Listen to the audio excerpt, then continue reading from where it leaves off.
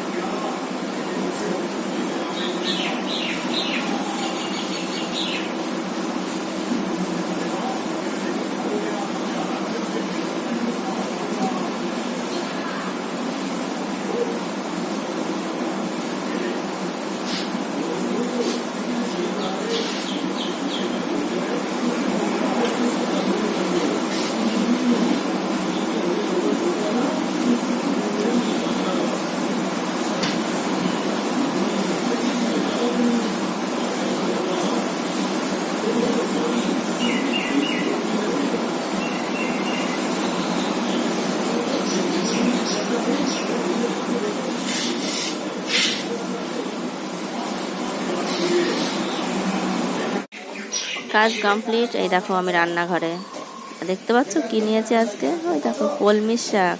আজ কলমি শাক হবে আর পটলের দোলমা। আজকে দুটোই সবজি রেসিপি। দেখো কি কি নিয়েছি। এই দেখো ফোড়নের জন্য নিয়েছি তেজপাতা, গোটা গরম মশলা, আদা রসুন পেঁয়াজ সব বেটে নিয়েছি, লঙ্কা বাটা, পোস্ত আছে ওখানে বাটা, সব কিছু বেটে নিয়েছি। আর পটলের ভিতরে শাঁসগুলোও বেটে নিয়েছি। আর এইখানে আছে কাঁচা লঙ্কা, পেঁয়াজ, রসুন, এগুলো আমি কলমি শাকে দেব। কড়াইতে তেল দিয়ে দিয়েছি। কলমি শাকের জন্য আমি পেঁয়াজ, রসুন, কাঁচা লঙ্কা দিয়ে দিলাম। রসুনটা আমি থেতো করে নিয়েছি। কলমি শাকটা ভেজে নেব। লঙ্কার বিচিগুলো ছুটছে কেমন, কিন্তু কিছু করার নেই, লঙ্কা দিতে হবে। কলমি শাকগুলো দিয়ে দিয়েছি, দিয়ে আমি এবার ভেজে নেব।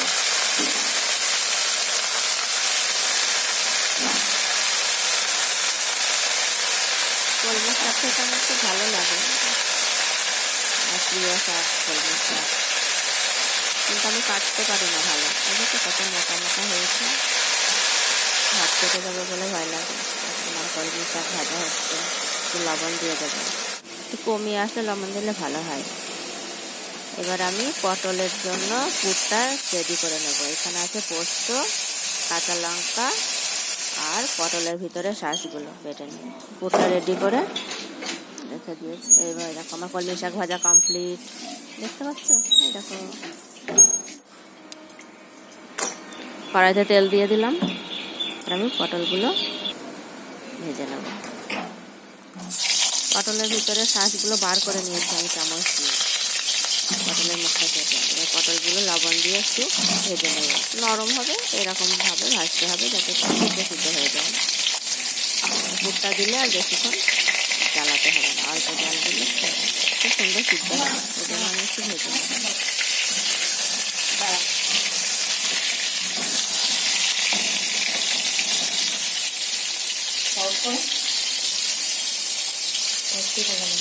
এরকম আমার পটল ভাজা হয়ে গেছে, আমি নামিয়ে নিয়েছি, ঠান্ডা হবে, তারপরে এর ভিতরে পুর ভরবো।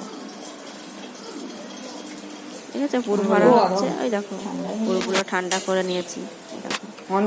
চামচের পিছনের দিকটা দিয়ে আমি ভরে দেবো। হাতে করে অল্প করে তুলে নিলাম, দিয়ে পটলের ভিতরে এই দেখো এইভাবে ঠেসে ঠেসে ভিতরে দিতে হবে। হাতে না হলে দেখো চামচের গুঁড়া দিয়ে দিলে সুবিধা হয় ভালো, তাহলে ভিতর পর্যন্ত যাবে।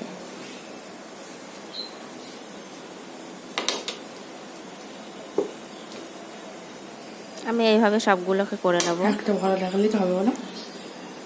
বেসন গুলে রেখেছি, বেসন দিয়ে আমি মুখগুলো মেরে দেবো, তাহলে পুরটা বাইরে বার হবে না রান্নার সময়, কারণ এটা তো রান্না হবে। ওই জন্য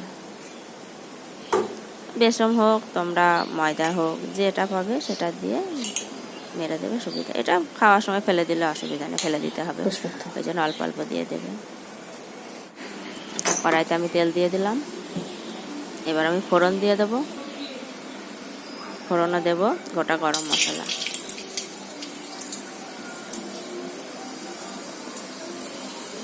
একটু লাল হয়ে আসলে তেজপাতা আর শুকনো লঙ্কা দিয়ে দেবো। ফোড়ন থেকে একটা সুন্দর গন্ধ বার হবে। গরম মশলা তেলে দিলে দেখবে সুন্দর একটা গন্ধ বার হচ্ছে। আমি মশলা যেটা নিয়েছি আদা রসুন লঙ্কা পেঁয়াজ সব আজকে বেটে নিয়েছি, এটা দিয়ে দিলাম মশলাটা দিয়ে একটু নেড়ে নিতে হবে, মশলাটা না হলে পুড়ে যেতে পারে।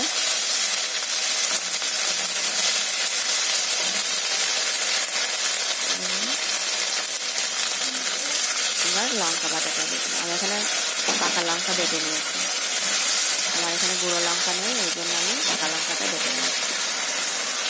জিরে গুঁড়ো দিয়ে দিলাম, আর একটু বাটা জিরে দিয়ে একটু গুঁড়ো জিরে দিয়েছি। হলুদ পরিমাণ মতো, লবণ পরিমাণ মতো, কারণ অল্প গ্রেভি টাইপের হবে তো অল্প লবণ হবে, বেশি লবণ দেওয়ার প্রয়োজন নেই। পুরে আমার লবণ দেওয়া আছে। জল দিয়ে আমি মশলাটা ভালো করে কষিয়ে নেব।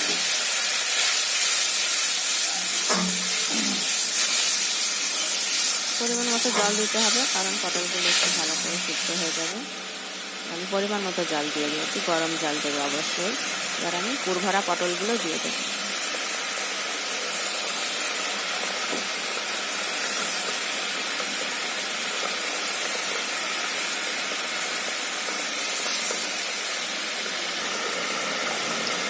পটলগুলো সিদ্ধর জন্য আমি ঢাকা দিয়ে দিয়েছি।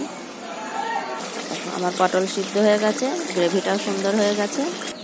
দেখো আমার রেসিপি কমপ্লিট। নামানোর সময় গরম মশলা, ঘি না দিলে শুধু গরম মশলা দিলেই হবে। আমি ভাত বেড়ে নিয়েছি আমার আর আমার বরের আর আমার ছেলের, কিন্তু আমি একটু পরে খাবো। এখন ওদের দুইজনকেই দিয়ে দিই খেতে, ওরা খেয়ে নে। আমার ছেলের আর আমার বরের ভাতটা রেডি করে দিয়ে দিই ওদের। আমি এখানে আলুর চিপস ভেজেছি, ওই দেখো, কিন্তু তোমাদের সঙ্গে শেয়ার করিনি। আলুর চিপস ভাজাটা অন্যদিন করব।